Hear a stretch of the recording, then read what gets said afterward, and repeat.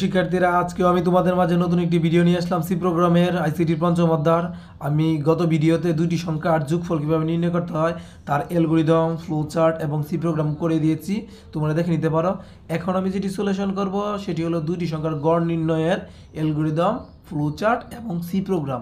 আমি এখানে শুধু লিখে রেখেছি অ্যালগরিদমও, ফ্লো চার্ট এবং আমি শেষে একদম লাস্টে তোমাদের সি প্রোগ্রামটা বুঝিয়ে দেব।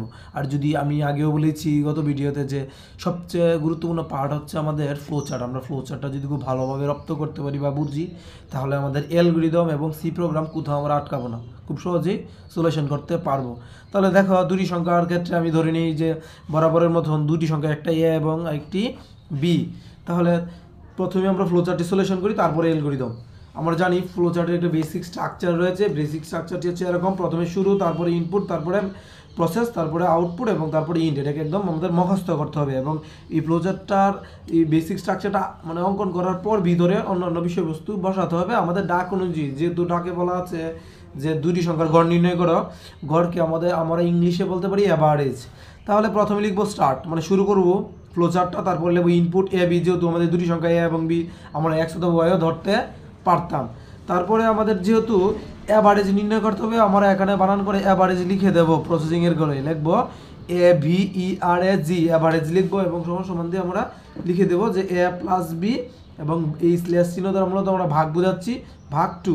আমরা জানি যে কোনো সংখ্যার যদি গড় নির্ণয় করতে হয় তার যোগফলকে তার মানে সংখ্যার দিয়ে ভাগ করতে হয়। এখন সংখ্যা যেহেতু দুইটা, মানে এ এবং বি, যার জন্য আমরা দুই দ্বারা ভাগ করেছি।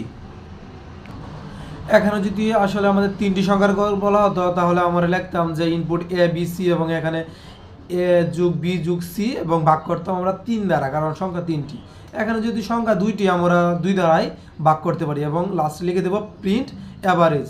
আমরা গত ভিডিওতে যেহেতু আমরা যোগফল নির্ণয় করেছিলাম, টোটাল লিখেছিলাম এবং প্রোগ্রামটা শেষ করে দেবো। আমরা ফ্লোচার্টটা আগের ভিডিওর মতনই ছিল, যার কারণে আমাদের অত প্রেশার পড়েনি। এবং এই ফ্লোচার্ট দেখে দেখে কিন্তু আমরা অ্যালগরিদমের বর্ণনা দেবো। আমরা আগেই বলেছি যে সম্পাদ্য এবং উপপাদ্যের সাথে আমরা তুলনা করতে পারি এই ফ্লোচার্ট এবং অ্যালগরিদমের কাজটি।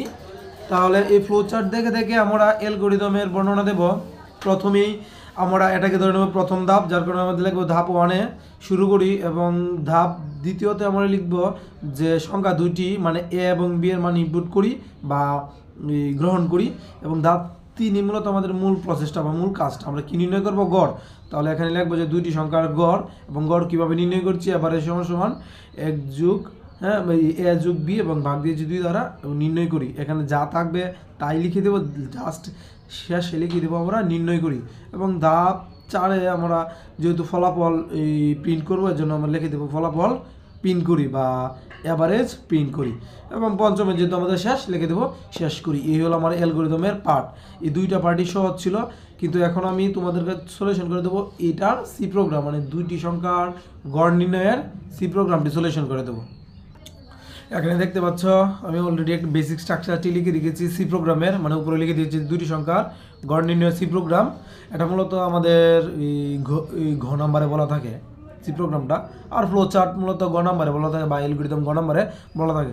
তাহলে যে বেসিক স্ট্রাকচার আগের মতনই সি প্রোগ্রামে লিখেছি। প্রথমে লিখেছি হ্যাশ চিহ্ন দিয়ে ইনক্লুড স্টুডিও ডট এইচ, এরপরে লিখেছি হ্যাশ চিহ্ন দিয়ে ইনক্লুড কোনো ডট এইচ। এগুলো বলা হয় হেডার ফাইল, এগুলো ডিক্লেয়ার করতে হবে পরে।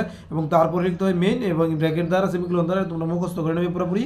এবং তারপরে যেহেতু একটা দ্বিতীয় বন্ধনী, মুখটা থাকবে আমাদের ডান দিকে, এবং ইন্ট লেগে আমাদের ডিক্লেয়ার করতে হবে ভেরিয়েবলগুলো, মানে চলকগুলো। এবং ইন্ট লেগে আমরা এ বি এবং অ্যাভারেজ লিখেছি, এবং সেমিকোলন মূলত ক্লোজ করে দিয়েছি লাইনের। আমি আগে বুঝিয়েছি যে এই সেমিকোলন কেন ব্যবহার করা হয়। সেমিকোলন মূলত আমাদের কোনো সি প্রোগ্রামের লাইনের শেষের জন্য, মানে লাইন শেষ হয়েছে তা বোঝাতে এই সেমিকোলনটা দেওয়া হয়।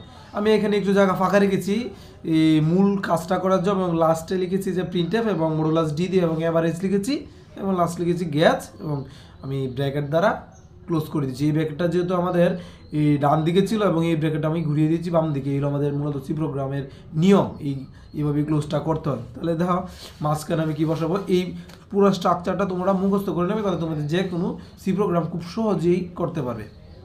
আচ্ছা, আমি যেহেতু গড় নির্ণয় করব, আর দুটি সংখ্যা আমাদের দুটি সংখ্যার মান আমাদের ইনপুট করতে হবে। মান ইনপুট করার জন্য আমাদের অবশ্যই প্রিন্টএফের সাহায্য নিতে হবে। আমরা এখানে বানান করে লিখবো প্রিন্টএফ, এবং এখানে লিখবো এন্টার দ্য ভ্যালু, লিখবো enter enter the value of এবং বি এবং প্রিন্টএফ যদি থাকে তাহলে আমাদের এটাকে অবশ্যই মানে এই মানটা যেহেতু আমি ইনপুট করেছি মানটাকে শো করাতে হবে, যাতে আমাদের স্ক্যানএফ মাস্ট প্রিন্টএফের পরে আমাদের স্ক্যানএফ লিখতে হবে এবং বন্ধু নিতে হবে, যেহেতু এখানে দুইটি ভেরিয়েবল, তার জন্য আমাদের মডুলাস চিহ্ন দিয়ে ডি লিখে দেবো। এটা দেওয়া যাবে না, ডি লিখে দেবো একবার এবং ডি লিখে দেবো আরেকবার, দুইবার ডি লিখে দেবো, একটা কমা দেবো। যেহেতু দুইজন ভেরিয়েবল আমি এন্ড চিহ্ন দিয়ে লিখবো এ, আবার এন্ড চিহ্ন দিয়ে লিখবো বি। আমাদের মান মানে শো করা হয়ে গেছে। এখন আমাদের মূল প্রসেসটা মূলত আমি কি নির্ণয় করতে যাচ্ছি, আমি যেহেতু অ্যাভারেজ নির্ণয় করতে যাচ্ছি এখানে বানান করে লিখবো অ্যাভারেজ, এবং অ্যাভারেজ কীভাবে নির্ণয় করতে আমি অলরেডি এই ফ্লো চার্টে দেখিয়ে দিয়েছি, মানে এ এবং বি যোগ হয়েছে এবং আমরা এটাকে দুই দ্বারা কী করেছি ভাগ করেছি। এই হলো মূলত আমাদের এই কাজ। এই অ্যাভারেজের কাজই বলি কিন্তু আমাদের প্রিন্টএফের কাজ, প্রিন্টএফ দিয়ে মডুলাস ডি দিয়ে অ্যাভারেজ আমাদের দেখিয়ে দেবে এবং গ্যাস করে দেবে। এগুলো মূলত আমার দুটি সংখ্যার গড় নির্ণয়ের সি প্রোগ্রাম।